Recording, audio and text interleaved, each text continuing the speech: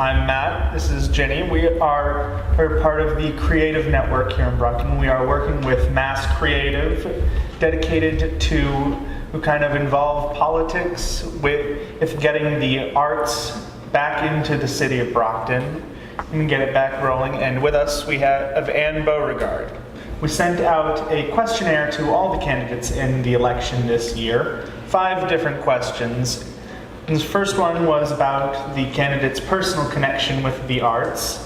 And the second one was how they view arts and culture in Brockton. Third, addressing citywide issues, how arts and culture could help deal with those issues. Fourth is how to improve arts education and programs for the youth. And fifth is how to improve partnerships with the community, or the creative community. So we're just here to kind of elaborate on them. Would you care to just tell everybody about your personal connection with the arts?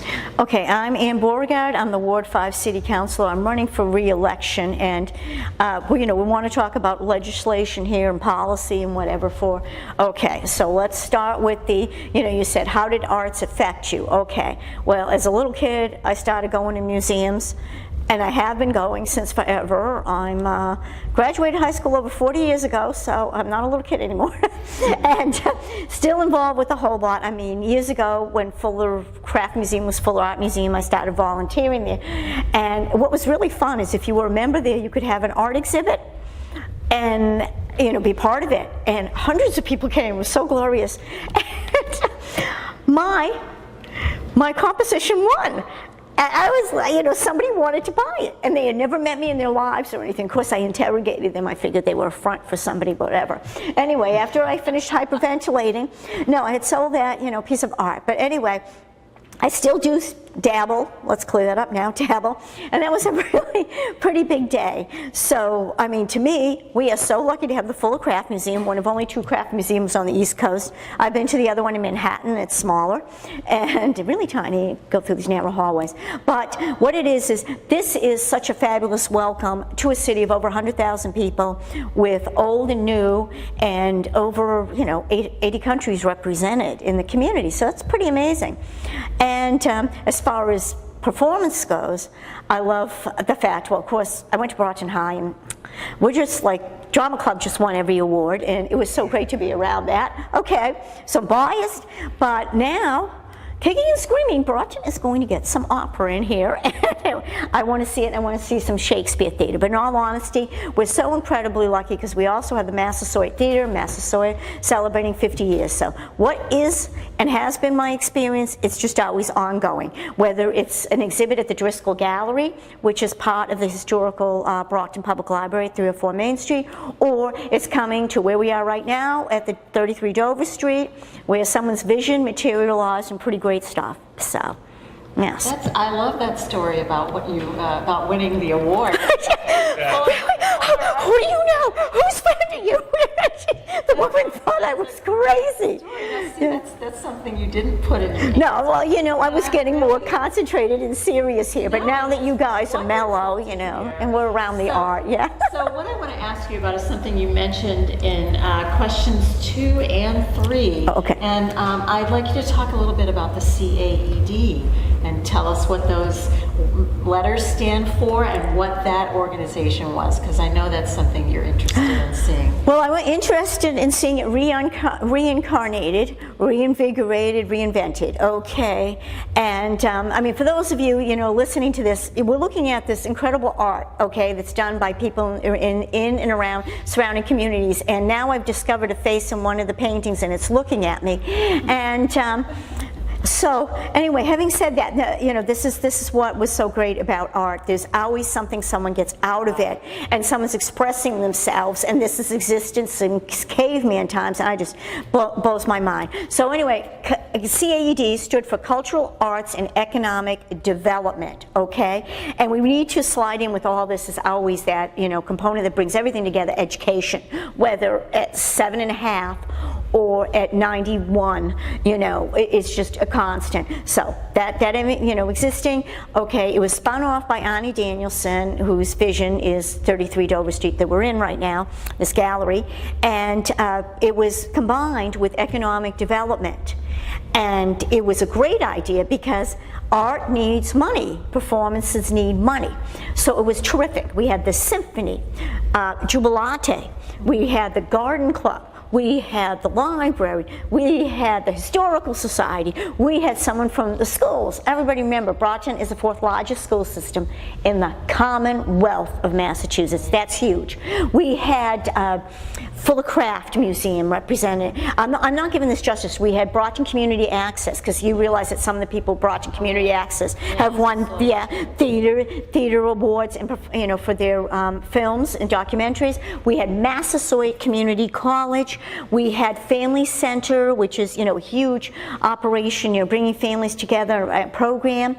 And we had businesses, and we had the Metro South Chamber of Commerce, which was instrumental in mobilizing getting the Secretary of Economic Development, along with cultural programs, down to the Fuller Craft Museum for a huge reception, and bring this all together that yes, art equals money and economic development, dollar signs, and they substantiated it. It was incredible, and it was really great. The Fuller Craft hosted it, but nonetheless, people from the governor's office came at that point, and what have you. And the reason I highlight this is each month, as we were talking earlier, we'd meet different places. One month it was a bank, the next month it was a historical society, the next month it was City Hall, because somebody from City Hall represented the program. The next month it might be the Chamber, Metro South Chamber of Commerce. The next month it might be Fuller Craft Museum. It was endless. So we met about 8 or 10 times a year, and it was just phenomenal. And the idea was to work constantly together, because we have festivals, we have performances. The symphony that was traveled elsewhere to perform. We had the Jubilate traveled elsewhere to perform. We have the students that win drama club awards that are recognized throughout the state. It was just a win-win. And so it's a matter of, hey, some people have the nerve to retire and move to a warmer climate. We have some people that transfer with these jobs and what have you.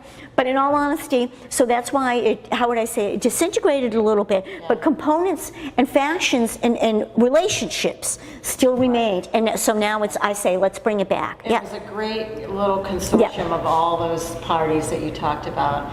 And I think there were some good partnerships that formed with that. Phenomenal. Participated in that too. Do you have a question? Not really.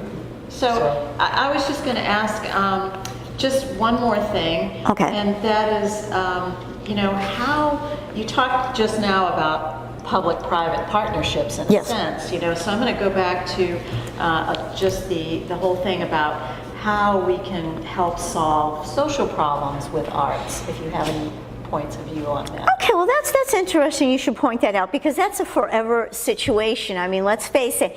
Again, when people think art, you need to think everything. And I think of Massasoit when they did Raisin in the Sun. Okay, pretty intense. And then you have the art, and this is an extremely sensitive issue, domestic violence. To demonstrate with people, the art, and again, clear this up, Arnie Daniels is not paying me. Okay, we had this gallery opening one time at Independence Associates. This is really powerful. This was after that horrible earthquake in Haiti, and how they had formed a collaborative with the art, and had the artists. It was really, something else to see, because you had these individuals that had been down there to see the devastation and create works of art, because what I say, that's a record. It's, record keeping, but in all honesty, and it gave people a reality check. They were exhibited at Logan International Airport, where thousands of people walk through that daily, let alone weekly. And then here they were being exhibited in downtown Brockton, and they were sharing all this, and then they continued this relationship to send artists supplies to keep on going. Like I said, I'll never forget that one. So many, and so much with it. So yeah, you ask, what can't, it just brings the communication constantly, because people understand art sometimes more than they understand language. Dance, Dance. I mean, the stories told with dance are huge, and I mean, for someone who takes advantage of all the culture in this city, whether I'm at the Lebanese Festival or singing around and dancing, not that I speak Greek, at the Greek Festival, or, you know, planting myself for hours at the Cape Verdean Festival to see what transpires. And I mean, we could be here for hours talking about the incredible stuff that's gone on in Brockton. And let's remember something. People come from all over to see what's going on in Brockton. So I just feel that our biggest mistake is not highlighting how much great stuff is going on. Well, you've given us a lot to think about, Anne, and we really appreciate you being here with us tonight. And we really enjoyed your comments and the things you had to say, the stories you've had to tell about the arts and culture in Brockton. And we want to thank you for being here with us, and we want to thank our viewers for watching and listening, and for Matt Mack and Anne Beauregard and Ginny Mahoney. I'd like to just give you, if you want to say anything else, Anne, before we sign off. Sure. Well, you know, first of all, thank you for having me. I want to thank these people that are taping this and working this all together, because having taken those classes at Brockton Community Access, it's a lot of work, and, you know, especially if you're not born with it, you know, or gone to school for it. And so I'm really appreciative of that. Thank you for hosting this. Let's get everybody involved. Let's everybody realize that it's Celebrate the Arts, October 27th, and there'll be little pockets of things going on in Brockton. I can be reached at 774-297-4939. If you want to promote your art, I want to say, connect you to a couple of people that appreciate it. Thanks for having me. Thank you. Thank you. And cut. Okay, thank you. Yes. Great job, Anne. Oh, thank you.